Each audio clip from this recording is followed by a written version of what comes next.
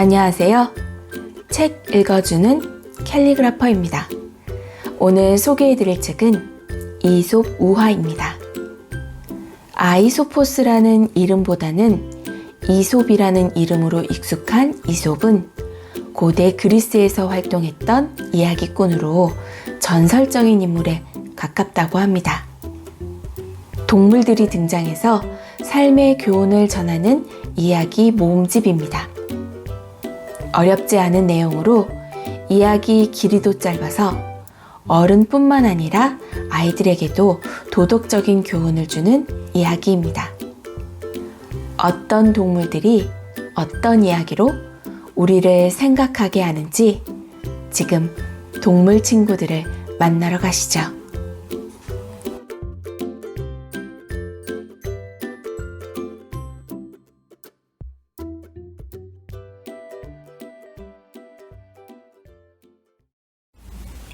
사자와 감기 든 여우. 배가 몹시 고픈 사자가 어슬렁어슬렁 숲속을 걷고 있었다. 그때 어디선가 발소리가 들려왔다. 양이 다가오고 있었다. 사자는 가만히 엎드려서 기다리다 양을 불렀다. 이봐, 나 좀 볼까? 왜 그러세요, 사자님? 깜짝 놀란 양이 걸음을 멈추며 물었다. 내 입에서 무슨 냄새가 나는지 맡아보렴.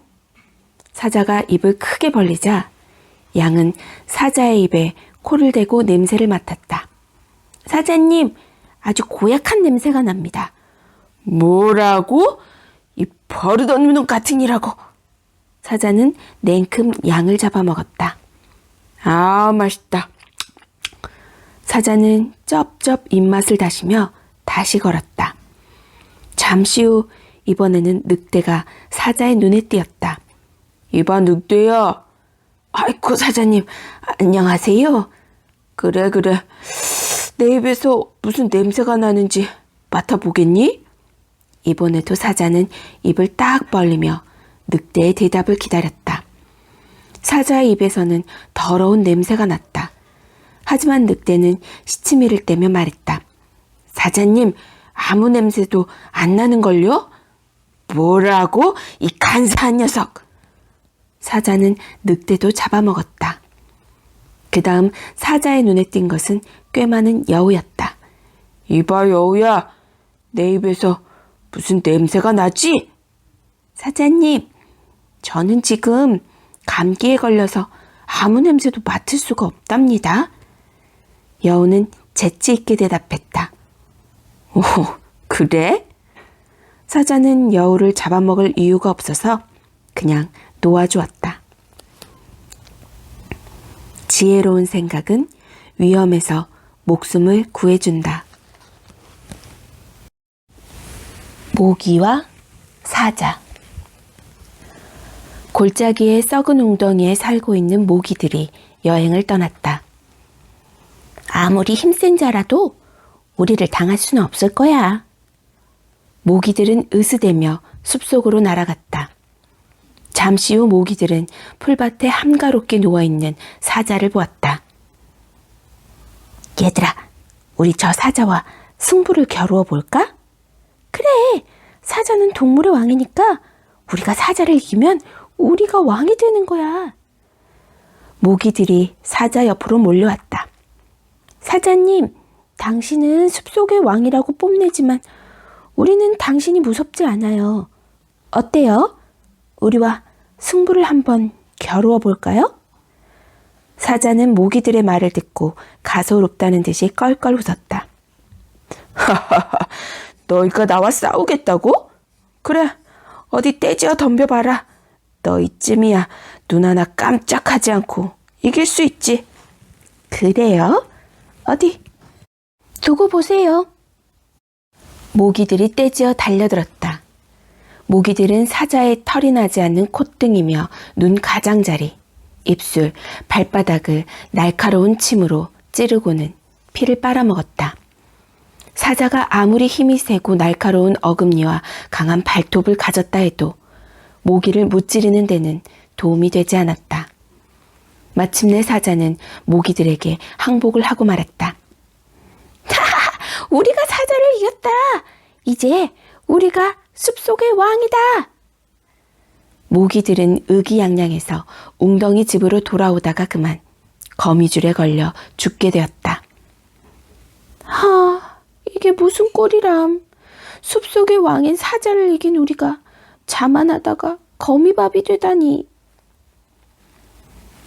힘센 자와 싸워 이겨도 자만심이 지나치면 자신보다 약한 자에게 질 수 있다.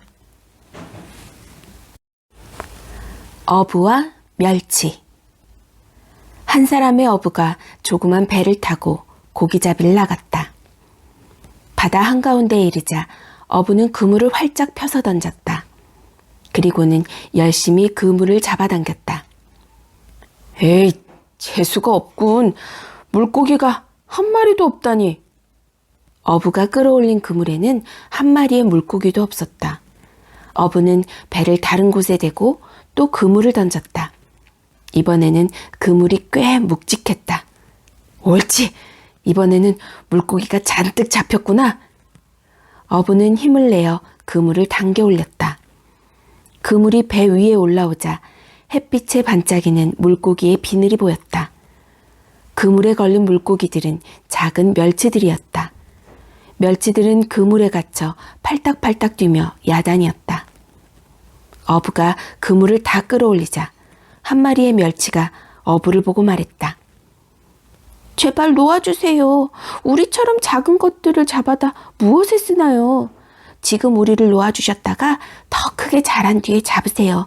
그러면 어부님에게 더 이익이 아니겠어요? 그때가 되면 우리도 기꺼이 당신한테 잡혀드릴게요. 그러자 어부가 껄껄 웃으며 말했다. 그래, 너희들의 말이 옳다고 치자. 그렇다고 너희를 놓아주었다가 이 넓은 바다에서 어떻게 다시 잡을 수 있겠니? 아무리 작은 것이라지만 손에 들어온 이익을 버릴 수는 없단다. 어부는 그물에 걸린 멸치들을 모조리 잡아갔다. 큰 이익만 바라고 작은 이익을 버리는 사람은 결국 아무것도 얻지 못한다.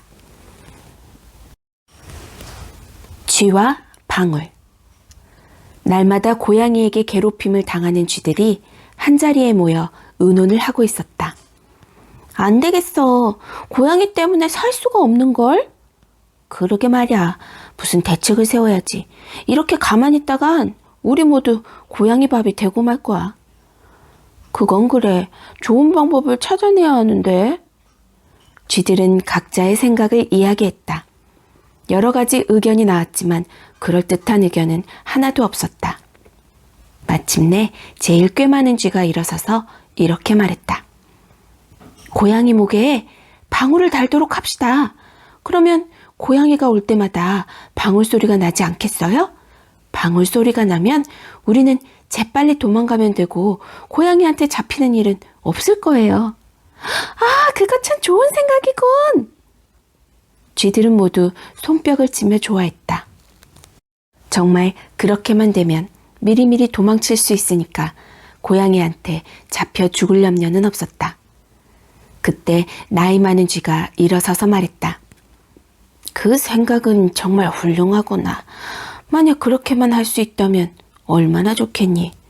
그렇지만 누가 고양이 목에 방울을 달지?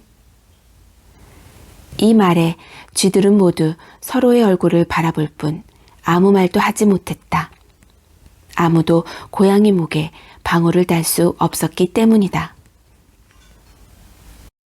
아무리 좋은 의견이라도 실천을 안 하면 아무 소용이 없다. 시골쥐와 서울쥐. 서울에 사는 쥐가 오랜만에 시골에 사는 친구 쥐를 찾아왔다. 요, 어서 오게. 서울 생활이 재미있는 모양이지? 이처럼 오랜만에 찾아오는 걸 보면. 덕분에 잘 지낸다네. 자네 식구들도 모두 건강한가?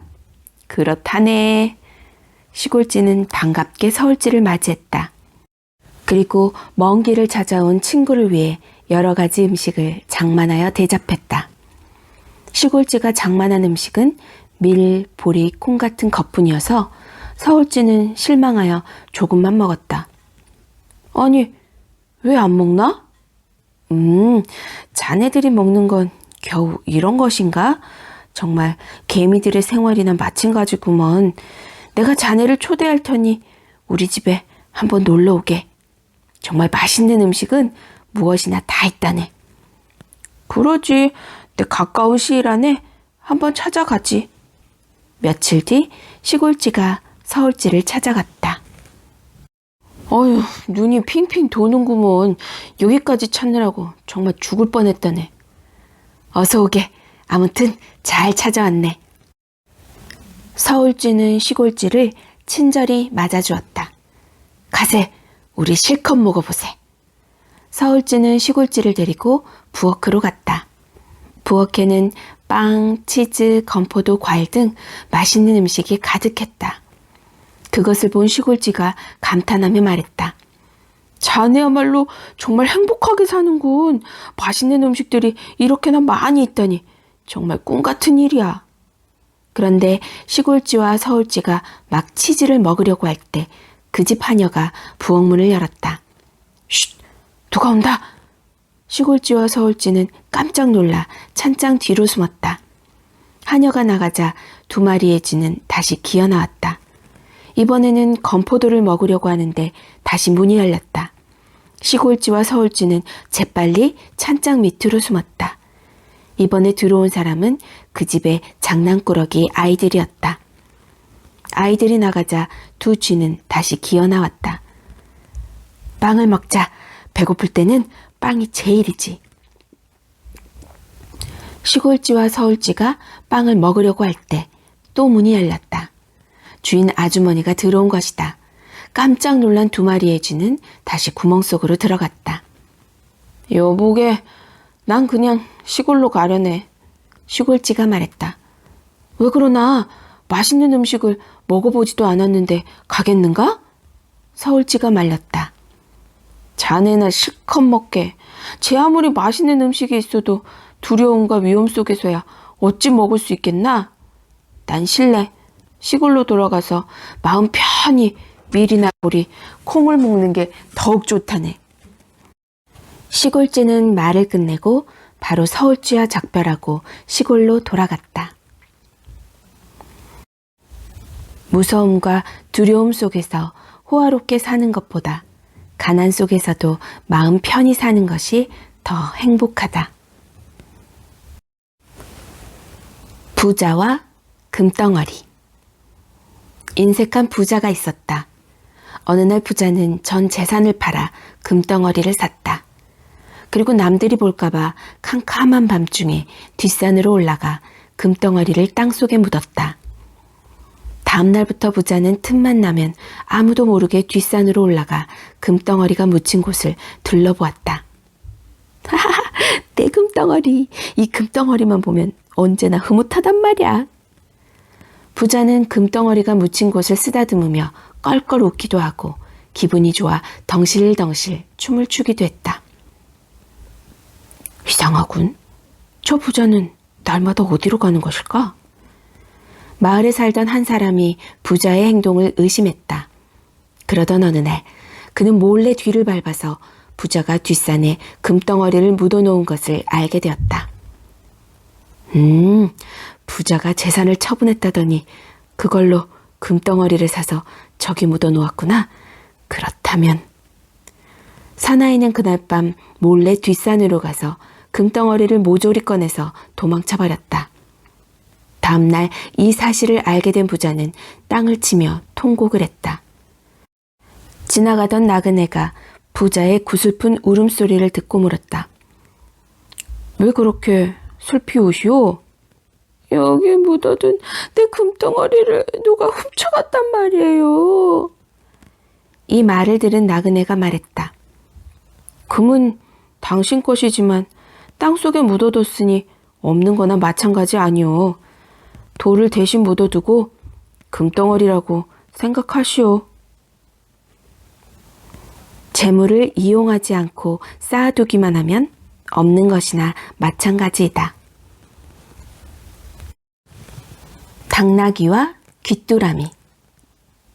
가을이다. 사방에서 귀뚜라미 소리가 아름답게 들려왔다. 마구간에 있는 당나귀에게도 귀뚜라미 소리가 들려왔다. 아, 저 소리 얼마나 아름답고 듣기 좋은가? 당나귀는 귀뚜라미 소리가 좋아서 잠자는 일조차 잊을 지경이었다. 나도 귀뚜라미처럼 아름다운 목소리를 가졌다면 얼마나 좋을까? 당나귀는 귀뚜라미 소리를 들을 때마다 아름다운 귀뚜라미의 목청을 담는 것이 소원이었다. 어느 날 당나귀는 귀뚜라미를 찾아갔다. 귀뚜라미야, 넌 도대체 무얼 먹길래 그렇게 아름다운 소리를 낼 수 있니? 제발 내게도 가르쳐 주렴. 난 내 목소리가 세상에서 제일 좋단다. 당나귀의 말을 들은 귀뚜라미가 말했다. 당나귀님, 저희는 풀잎에 이슬을 먹는답니다. 그리고 다른 건 아무것도 먹지 않아요. 오, 그래? 고맙다, 귀뚜라미야. 다음 날부터 당나귀는 자기도 귀뚜라미처럼 풀잎의 이슬만 받아 먹었다. 그리고 어서 빨리 귀뚜라미처럼 아름다운 목소리를 갖게 되기를 바랐다. 그런데 며칠이 지나도 귀뚜라미 소리는 나오지 않고 몸만 점점 더 약해져 갔다. 그러나 당나귀는 배고픔을 참으며 여전히 풀잎의 이슬만 받아 먹었다. 당나귀의 몸은 볼품없이 야위어갔고 마침내 당나귀는 굶어 죽었다. 자신의 신분이나 능력을 모르고 남의 흉내만 내려는 사람은 자신을 망치게 된다. 까마귀의 지혜. 더운 여름날이었다. 목이 마른 까마귀 한 마리가 물을 찾아 사방으로 날아다녔다. 그러나 오랫동안 날씨가 가물었기 때문에 물은 어디에도 없었다. 아유, 목말라. 목이 타서 정말 견딜 수가 없군. 까마귀는 허덕이며 계속 물을 찾아다녔다. 저 아래 보이는 건 뭘까? 까마귀는 들판 한가운데 있는 병을 발견했다. 맞아! 양치는 목동들이 가지고 다니는 물병이구나. 까마귀는 반가워서 물병 있는 곳에 내려앉았다. 병 속을 보니 물이 조금 남아 있었다. 그러나 병 입구가 좁아서 물을 먹을 수가 없었다. 병 속으로 부리를 들이밀었지만 물이 있는 곳까지 닿지 않았다. 어떻게 하면 물을 마실 수 있을까? 까마귀는 물병 옆에서 고개를 갸웃거리며 생각했다. 그러나 아무리 생각해도 좋은 방법이 떠오르지 않았다. 궁리를 거듭하던 까마귀는 무슨 생각을 했는지 다시 날아갔다. 그리고는 입에 작은 돌멩이 한 개를 물고 와서 병 속에 넣었다. 1개, 2개, 3개, 4개. 까마귀는 자꾸 돌멩이를 물어다가 병 속에 넣었다. 그러자 병 속의 물이 돌멩이 부피만큼 점점 위로 올라왔다. 마침내 까마귀는 마른 목을 축일 수 있게 되었다. 뜻이 있는 곳에 길이 있다. 열심히 노력하면 마침내 원하는 것을 얻을 수 있다.